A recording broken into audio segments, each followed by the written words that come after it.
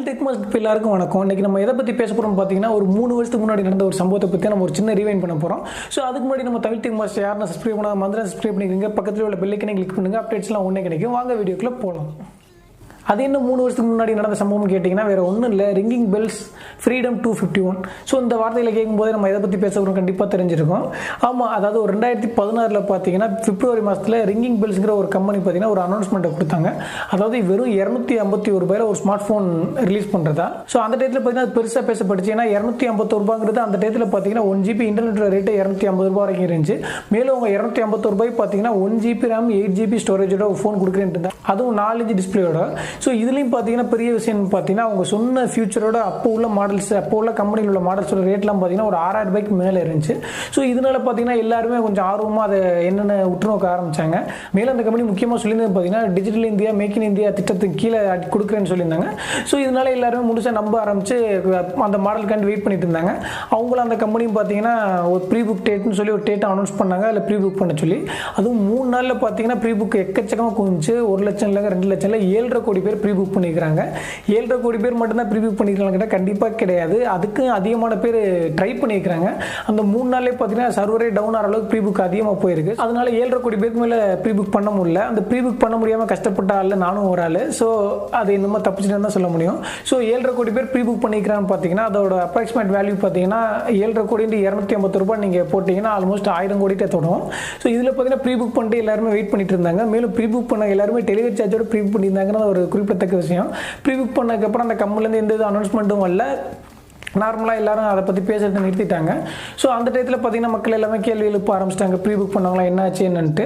அந்த டயத்தில் பார்த்தீங்கன்னா கம்பெனிலேருந்து அப்போ தான் ஒரு அனௌன்ஸ்மெண்ட் வந்துச்சு, நாங்கள் எதிர்பார்த்ததை விட ப்ரீ புக் அதிகமாகிருச்சு, அதனால் எங்களால் டெலிவரி அதிகமாக கொடுக்க முடியல. ஸோ நாங்கள் ஒரு அதாவது லக்கி ட்ரா அடிப்படையில், அதாவது தெளிவாக சொல்லணும்னா ஒரு சீட்டு குலுக்கி போட்டு அதில் எந்தெந்த பேர் வருதோ அந்த அடிப்படையில் நாங்கள் ஃபோன் டெலிவரி பண்ணிட்டு இருக்கோம். இது வரைக்கும் 65,000 பேருக்கு டெலிவரி பண்ணியிருக்கோம்னு சொல்லியிருந்தாங்க. இதில் குறிப்பிடத்தக்க விஷயம், முக்கியமான விஷயம்னு பார்த்தீங்கன்னா அவங்க சொன்ன 65,000 பேர் இந்தியாவிலும் இல்லை உலகத்திலும் இல்லைன்னு சொல்ல முடியும். ஏன்னா அவங்க டெலிவரி பண்ணாங்க எந்த விதமான ஆதாரமும் கிடையாதுங்கிறது தான் உண்மை. மேலும் அந்த கம்பெனி அந்த ஸ்கீம் அனௌன்ஸ் பண்ணும்போதே நிறைய பேர் அது கண்டிப்பாக இது ஒரு ஏமாற்று வேலையை தான் இருக்க வாய்ப்பு இருக்குது, ஒரு ஃப்ராடு அப்படிங்கிற மாதிரி தான் சொல்லிட்டு இருந்தாங்க. ஏன்னா பார்த்தீங்கன்னா அந்த ₹250 ஒரு ஃபோன் கொடுக்க முடியுமான்னு கேட்டிங்கன்னா அந்த டேட்டில் பார்த்தீங்கன்னா கண்டிப்பாக முடியாது.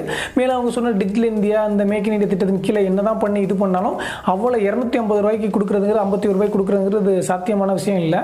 அந்த கம்பெனியும் பார்த்தீங்கன்னா அவங்ககிட்ட கேட்டதுக்கு எப்படி நீங்கள் கொடுக்குறீங்கன்னா இது டிஜிட்டல் இந்தியா ஸ்கீம், மேலும் நாங்கள் இந்த ஃபோனில் ப்ரீலோட சில ஆப்ஸ்லாம் இன்ஸ்டால் பண்ணி கொடுக்குறோம். ஸோ அந்த கம்பெனிலேருந்து கிடைக்கிற அடிஷனல் ஸ்கீமே நாங்கள் கழிச்சிட்டு தான் அந்த ப்ரைஸ் கொடுக்குறோன்னு சொல்லியிருந்தாங்க.